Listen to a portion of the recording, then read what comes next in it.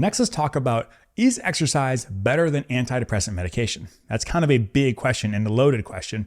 And first, let's step back. Why would I even ask this question? Aren't antidepressants the best treatment, like by far? Isn't that like the thing? Hey, you have symptoms, you go to your doctor, get put on an antidepressant, and like, isn't that just, wouldn't it be malpractice to not put someone on medication? Well, let's dive a little deeper on that. First, let's talk about antidepressants and their side effects. They do have side effects. Anybody who says they don't is lying. They definitely do. And like I say, if something has an effect in your body, then you will have side effects. If a medication has no side effects whatsoever, then it probably is actually not doing anything in your body, right? Because we want physiologic change for our medication. And if we don't get the physiologic change, then yeah, we won't get side effects, but we also probably won't get effects at all.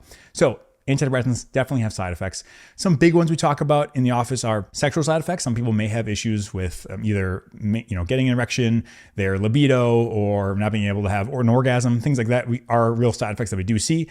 Also, sometimes they can contribute to possible weight gain. And there's a very, very, very small chance that when you take these, you have an increased risk of suicidal thoughts. But these are all real side effects that can happen. And so it's important to talk about that.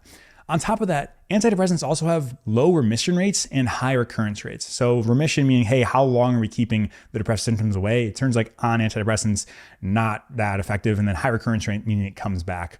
Only half of patients taking an antidepressant achieve clinical treatment efficacy, meaning a decrease in symptoms of about 50% in one study I was looking at. So people took it, only half of them got to their significant decrease in depressive symptoms. So something to think about. They don't work all the time. And another reason why we talk about side effects is that exercise has pretty much like no side effects. Obviously, you can have some occasional soreness or maybe an injury, and super, super, super rare if you're not exercising, and you haven't done it forever and you do it. Could there be an issue with cardiac stuff? Very, very unlikely. I would reference you to either the EPAR MedX, the online calculator that you can do to kind of check to say, hey, do I need to talk to a doctor, or just talk to your doctor before exercising. If you haven't exercised, it's worth talking to someone before you exercise. That's for sure. And on top of all these side effects we mentioned before, antidepressants don't always work. A large percentage of people don't get any effect from them. And it doesn't seem to keep it away long-term for a lot of people. And so when I'm thinking of all those things, like, okay, well, yeah, that kind of seems awkward. Like, well, I thought they were just like the best thing. And the more I dig and kind of look at the research, it just seems like the antidepressants, although a very helpful tool in the whole puzzle, kind of piece of the puzzle, they don't seem to be as awesome as everyone necessarily thinks they are. And then when we're also prescribing antidepressants and exercise, we need to consider the population, right? So most of the data that we have looking at exercise or antidepressants, a lot of times it's in adults, and it's hard to extrapolate to pediatric patients specifically. There are plenty of like SSRI studies and looking at SSRIs in adolescents and pediatric patients, but like exercise wise, it's almost like all adults, and it's pretty hard to extrapolate that into adolescents and kids. But it's pretty easy saying, hey, exercise is probably not going to be bad for them, right?